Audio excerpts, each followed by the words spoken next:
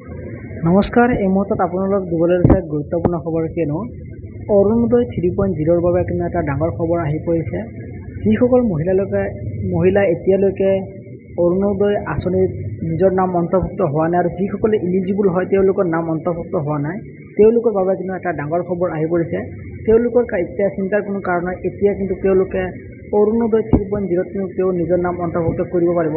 কেনেকৈ অন্তৰ্ভুক্ত কৰিব আৰু কিমান মহিলাসকলক এইবাৰ অৰুণোদয় আঁচনি টকা দিব আৰু কিমান নতুনকৈ অৰুণোদয় নাম অন্তৰ্ভুক্ত কৰিব, তো আপোনালোকে ভিডিঅ'টো স্কিপ নকৰি ষ্টেপ বাই ষ্টেপ চাই থাকক। আৰু লগতে পুৰণা বহুতৰো নাম কৰ্তন হ'ব বুলি মুখ্যমন্ত্ৰী ডাঙৰীয়াই কিন্তু জনাই দিছে। তো মুখ্যমন্ত্ৰী ডাঙৰীয়াৰ কিন্তু মন্তব্য আপোনালোকক শুনাবলৈ যত্ন কৰিম। তো আপোনালোকে ভিডিঅ'টো স্কিপ নকৰি ষ্টেপ বাই ষ্টেপ চাই থাকক। আৰু যদি আপোনালোকৰ চেনেলটোত নতুন হৈ থাকে তেনেহ'লে চেনেলটো ছাবস্ক্ৰাইব কৰি ৰাখিব, কিয়নো এনেকুৱা ধৰণৰ ইনফৰ্মেটিভ ভিডিঅ'বিলাক সকলোৰে আগত চাবৰ কাৰণে। তো এতিয়া কথা হ'ল যে নতুনকৈ কিন্তু 20 লাখ মহিলাসকলক কিন্তু অৰুণোদয় আঁচনিত কিন্তু নাম অন্তৰ্ভুক্ত কৰি দিব। তো 20 লাখ কিন্তু নাম অন্তৰ্ভুক্ত কৰিব এইবাৰ। তো অতি সোনকালে কিন্তু আৰম্ভ হ'বলৈ গৈ আছে অৰুণোদয় 3.0। তো যিসকলৰ আগৰ পৰাই অৰুণোদয় আঁচনি পাই আছে তেওঁলোকৰো নাম কিন্তু কৰ্তন হ'ব বুলি কৈছে। কিয় কৰ্তন হ'ব? তো যিসকলৰ আধাৰ কাৰ্ড আৰু ৰেচন কাৰ্ডৰ লগত লিংক নাই তেওঁলোকৰ নাম কিন্তু ডাইৰেক্টলি কৰ্তন কৰি দিয়া হ'ব বুলি কৈছে মুখ্যমন্ত্ৰী ডাঙৰীয়াই কিন্তু নিজ মুখে ঘোষণা কৰি কৈছে। তো আপোনালোকে মুখ্যমন্ত্ৰী ডাঙৰীয়াৰ মন্তব্যটো শুনি লওক, মুখ্যমন্ত্ৰী ডাঙৰীয়া কি কৈছে। অৰুণোদয় 3.0 অৰ্থাৎ অৰুণোদয় আমি প্ৰথম আৰম্ভ কৰিছিলোঁ 19 লাখ হিতাধিকাৰীৰে।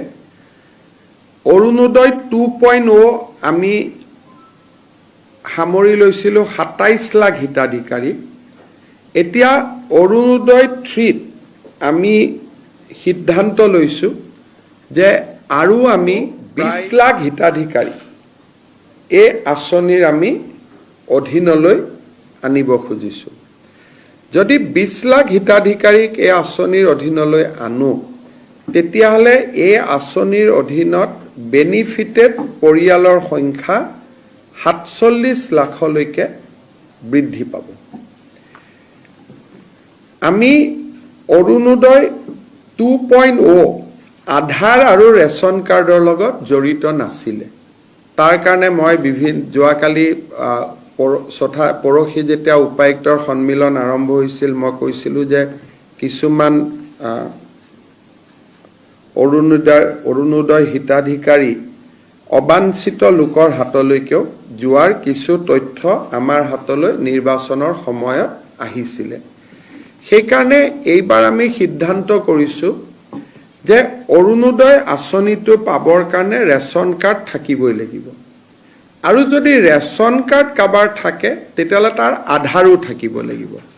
অৰ্থাৎ Arunodoi will be link with Aadhaar and ration card.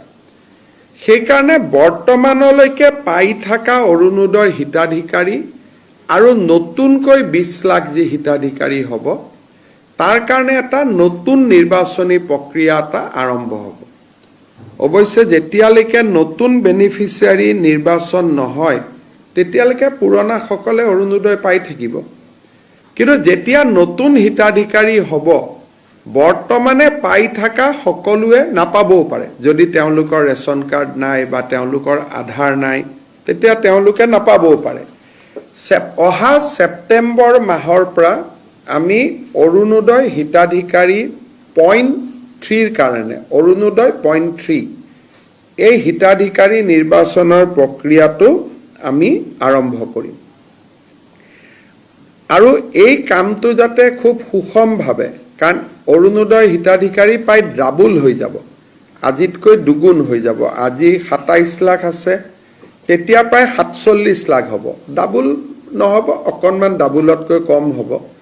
গতিকে এইবাৰ যাতে অৰুণোদয়ত প্ৰত্যেকটো ৰেচন কাৰ্ড থকা পৰিয়াল, প্ৰত্যেকটো হয়তো নহ'ব, 80% হ'ব। ৰেচন কাৰ্ড প্ৰায় 55 লাখৰ আছে, আমাৰ অৰুণোদয় 47 লাখ।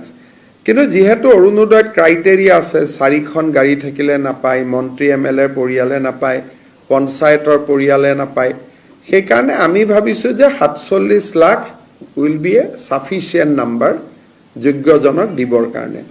আৰু তাৰ গোটেই নিৰ্বাচনৰ প্ৰক্ৰিয়াটো আমি ছেপ্টেম্বৰ মাহৰ পৰা আৰম্ভ কৰিম